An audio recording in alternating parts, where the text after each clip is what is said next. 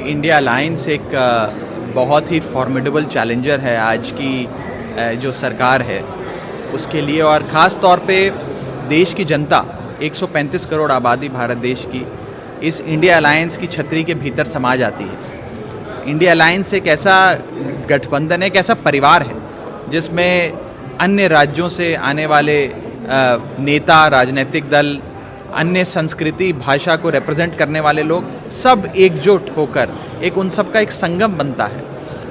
और देश की जनता को इंडिया अलायंस से बहुत उम्मीदें हैं। आज की जो सरकार है उसने भारत देश की जनता को महंगाई, बेरोजगारी, तमाम तरीके की बीमारियां लगा दी हैं, रोग लगा दिया इस देश को। इंडिया अलायंस से लोगों की उम्मीद है कि इंडिया अलायंस इन रोगों से भारत देश की मुक्ति कराएगा, निजात दिलाएगा और भारत को फिर से प्रगति की राह पर, उन्नति की राह पर आगे ले चलेगा। इसीलिए लोग बड़ी उम्मीद से इंडिया अलायंस और इंडिया अलायंस के नेताओं की ओर देख रहे हैं। हमारी पहली बैठक पटना में हुई जिसमें साथ आने का एक विचार बना, एक दृढ़ संकल्प सबने मिलकर लिया कि साथ आएंगे, एकजुट होकर लड़ेंगे। बेंगलुरु की जो बैठक हुई उसमें इस अलायंस के स्वरूप पे चर्चा हुई, इसका नामकरण हुआ और इंडिया अलायंस नाम का एक बहुत ही मजबूत गठबंधन बना।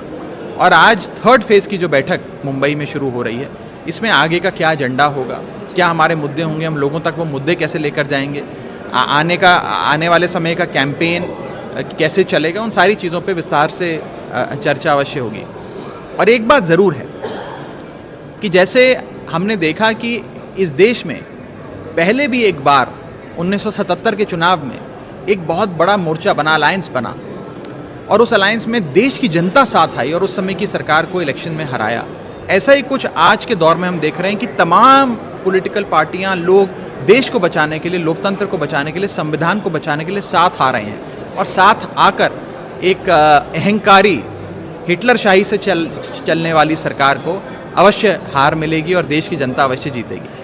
आप एनडीए की और बीजेपी की खास तौर पे बौखलाहट इसी चीज़ से देख सकते हैं कि वो लगातार हम पर, हमारे नाम को लेकर हमले कर रहे हैं।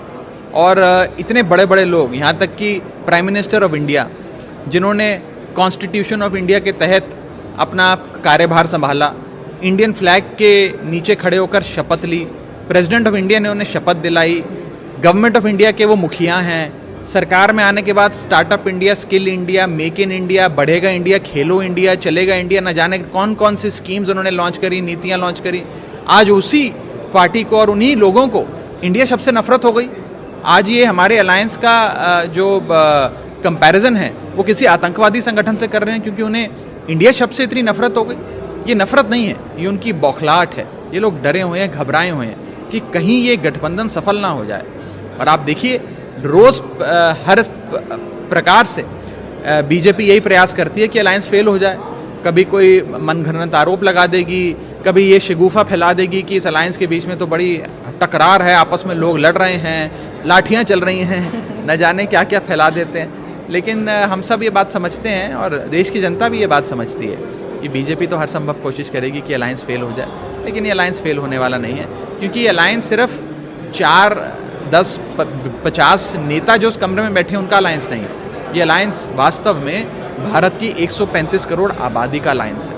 वो आबादी साथ आई है, पूरा देश साथ आया है। और उस 135 करोड़ आबादी का एक ही लक्ष्य है कि हमारी आमदनी नहीं बढ़ी, हमारा खर्चा बढ़ता गया, महंगाई बढ़ती रही, हमारे बच्चों को अच्छी नौकरी नहीं मिली, बड़े बुजुर्गों को इलाज नहीं मिल रहा। इन सारी समस्याओं का रोज़मर्रा के जीवन में जिन समस्याओं से इंसान जूझता है, उन समस्याओं का हल चाहिए।